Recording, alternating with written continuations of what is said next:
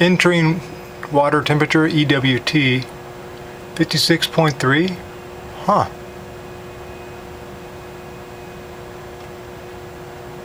Leaving water temperature, excuse me, 54.6 LWT, 54.6.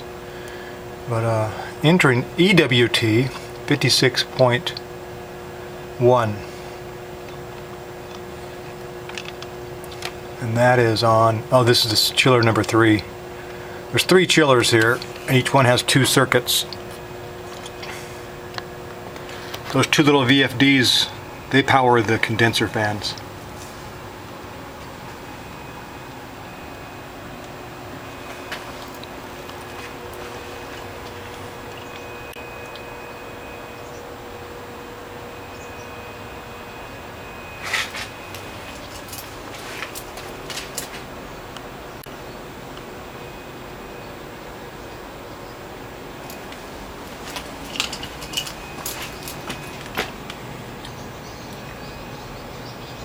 Two big, pretty good sized scroll compressors. And that pipe there goes underground. It goes to the pumps. We have 2 other chillers over there, Daikin's.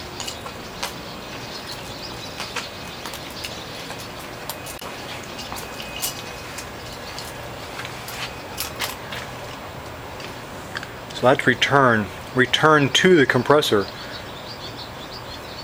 That's return to the plate type heat exchanger. It's a pretty good sized plate type heat exchanger. And I used to work for a place where we built heat pump hot water heaters. I was the main testing technician. I would adjust the superheat, subcooling, and so on and so forth, and calculate the BTUs. Now this valve right there, that's an actuator on top. It looks like a motor. But the return to the chiller, the stem on that, the stem is up right now. You can see all the shiny mark on there, about close to 2 inches, about 1 inch and 7/8. The stem is up about an 8. You can tell by it's all shiny right there. It's kind of like a hydraulic cylinder actually, except I'm sure it's a solid round bar, polished. Might be stainless. When that's down, it means the water valve is open. But you can adjust it with this here too. If you leave that open like that, the valve won't work on automatic. So you got to make sure it's a pretty simple little thing you can mess up on. Close the hand crank valve, otherwise that valve will not be actuating automatically.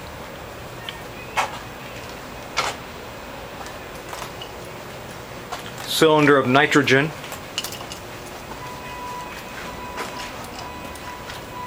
That pretty good sized bottle of nitrogen for pressure testing for leaks. And these are recovery bottles over here.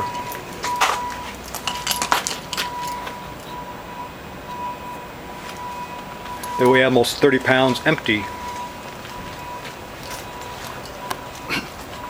Chiller 3. They saw on the DDC yesterday this chiller has an alarm, but it shows no alarm right now. He was seeing alarms before we see the alarms out here though, at the unit. I noticed that about chiller number 1, he said it had but this one of them had an alarm, and then it didn't have an alarm will have a little bell on there, and it shows it rocking back and forth. Then it'll show you active alarms, like 1 out of 11 or something. So I'm going to go to the alarm. I'm going to go to the alarm queue and see what alarm history and